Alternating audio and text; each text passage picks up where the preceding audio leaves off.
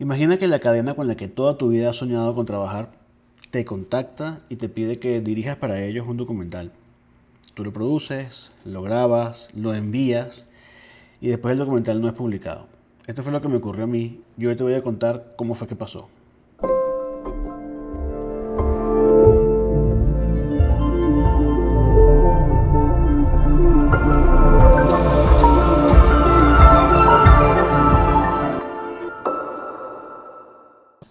Para poder echar este cuento y que lo entiendan correctamente, tengo que hacer un poquito de contexto previo. Por ahí por 2017, yo descubro esta cadena que se llamaba Great Big Story, que era una filial de CNN, y ellos publicaban en su portal, en su página y en YouTube también, formatos de micro documentales. Eran cortos de entre 2 y 6 minutos, 8 minutos máximo, sobre personajes, cultura, tradiciones, alrededor del mundo en general. Y a mí me gustó mucho este formato, me pareció que era un formato muy dinámico, altamente viralizable. Y bueno, yo lo descubrí y me pareció, me voló la cabeza de una. Por ahí, por ese mismo año, 2017 quizá, yo descubro una de las tantas herramientas que me parece fantásticas para dedicarse a ser documentalista, que se llamaba Story Hunter, ahora se llama Glimmer. Yo de esta plataforma pienso hablar en otro video más adelante, porque creo que es una herramienta muy poderosa para entrar en comunicación con cadenas y clientes internacionales. Yo empecé a jugar con esta plataforma, a crearme un portafolio, a escribir muchas historias y comencé a mandarlas a muchas cadenas. Yo escribí varias historias y se las mandaba a AJ Plus, a Euronews, todas las cadenas que pudieran estar interesadas. Una de las historias que yo escribí en algún momento fue sobre las cachapas venezolanas, que son básicamente una especie de panqueca hecha de maíz dulce. Y yo escribí una pequeña historia para ver a quién le podía interesar. Un día estábamos en pandemia, ya habían pasado unos años, estábamos en pandemia y me meto en Story Hunter y descubro que está Great Big Story solicitando una historia sobre panquecas alrededor del mundo.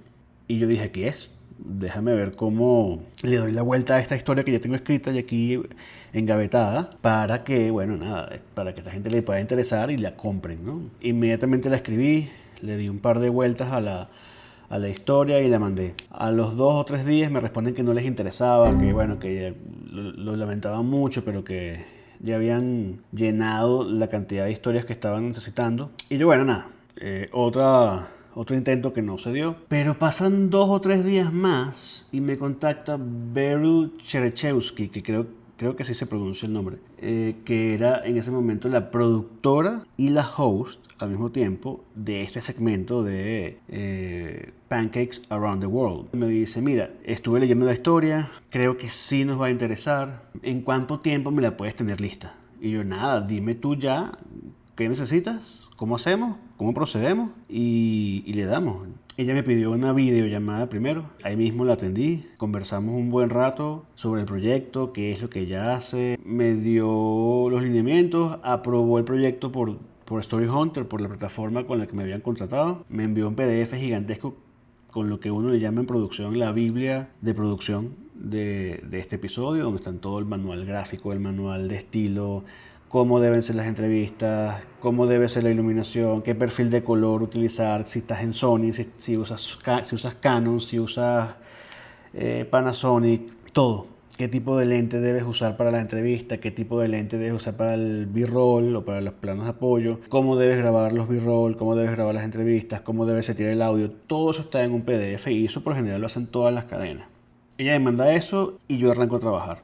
Pero recordemos que estábamos en pandemia, estaba la pandemia en su máximo apogeo, estaba todo trancado, todo complicado, no había gente en la calle, no se podía salir y yo necesitaba entregar lo antes posible un documental sobre cachapas venezolanas. Comencé a trabajar en hacer esto posible de alguna forma, a pesar de que estábamos en cuarentena todos. Mi idea en el guión inicialmente era grabar desde el proceso en que se cosecha el maíz hasta hasta el proceso en que alguien realice la receta, ¿no? Cocine la receta. Eso obviamente no pudo ser porque, bueno, yo no tenía acceso de ninguna manera a un sembradío de maíz. Así que, bueno, ahí es donde es importante la comunicación entre el realizador audiovisual y la cadena, porque hablando con Beryl, le expliqué, mira, de pronto esto no va a poder ser posible porque tú sabes, la pandemia, la cosa, ella entendió perfectamente y me dijo, bueno, arranca desde otro punto. Y ahí se me ocurrió arrancar desde el punto en que la persona que realiza la receta compra el maíz en un mercado y así sucesivamente hasta que tiene la receta ya lista y la cocina. Entonces conversé con un mercado popular de esos que se paran en la calle. Conversé con el dueño de ese mercado popular, le expliqué lo que quería hacer, qué es lo que yo estaba buscando grabar allí. Y él me dijo, mira, yo abro a tal hora y cierro a tal hora. Te propongo que vengas después de la hora de cierre tal día para que hagas la grabación, porque como estamos en pandemia, no me pueden ver que te estoy dejando grabar acá, porque bueno, la gente va a decir que las normas de seguridad, de salud pública y todo eso. Eso fue lo que hice. Después de que Beryl me aprobó el proyecto, yo creo que al día siguiente ya yo estaba grabando en el mercado popular este de la calle. Me llevé a mi familia más cercana, los que vivían conmigo en la casa, y los puse como a actuar en el mercadito como actores. Hicimos la simulación de que estábamos comprando el maíz. Luego me enfrenté al dilema cómo hago para mostrar el proceso de cocción, de realización de la receta, ¿no? Y bueno, aquí también utilicé el apoyo de mi familia. Mi mamá hace unas cachapas sorprendentes. Entonces, bueno, montamos todo el set en mi casa, básicamente. Grabamos todo en un día. En un solo día grabamos todo. Creo que máximo 2 días grabamos todo. Siguiendo los lineamientos de Beryl en su Biblia de producción. Bueno, pude lograr salir un día, grabé cosas en la ciudad que ellos necesitaban establecimientos de la ciudad. Contra viento y marea logré sacar la producción. Y en ese momento en Venezuela la señal, la velocidad de internet era realmente muy mala. Mi velocidad de internet promedio era de menos de 1 mega. Para poder enviarle a Beryl todos los archivos que ya necesitaba casi para el día siguiente, porque ya estábamos contrarreloj, yo le tuve que pedir el favor a una ONG con la que yo trabajaba en ese momento que me prestaran su ancho de banda, su internet que era satelital y tenían un muy buen ancho de banda para ese momento y para los estándares venezolanos de 10 megas. Y como pude, me fui para la oficina de la ONG, comencé a cargar los archivos. Me acuerdo que toda la data se mandaba en algo así como 18 horas. Yo dejé la computadora ahí en la ONG, se mandaron los archivos y Beryl los recibió sin problema en Great Big Story. Una vez que tú entregas, ya no tienes nada que hacer allí porque la edición, en este caso de las cadenas como Great Big Story, Euronews, la edición la hacen ellos allá. Entonces, una vez que yo mando estos archivos, bueno, pueden pasar semanas y todavía está en edición, en cola de edición. En el caso de esta pieza en particular, yo estaba muy ansioso porque, bueno, era la primera vez trabajando con una cadena con la que siempre había querido trabajar y con la que yo siempre había soñado trabajar y que me parecía que yo estaba en el sitio donde yo quería estar finalmente. Pasaron las semanas y yo no tenía respuesta de Great Big Story, ni de la historia, ni de la pieza que yo había hecho. Entonces le mando un correo a Beryl y le digo, mire, ¿qué pasó? Cuéntame. Y ella como al día siguiente, 1 o 2 días después, me escribe un correo que me dice, mira, lamento mucho decirte que la pieza no va a poder salir al aire porque, bueno, Great Big Story acaba de cerrar.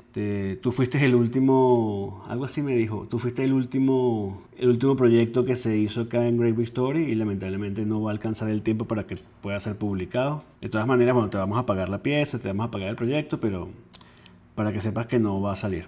El hecho de que este documental no se publicara, para mí fue un golpe muy duro porque yo quería que esto se publicara. A ver, yo siempre quise que una cadena como Great Big Story me viera y me contratara.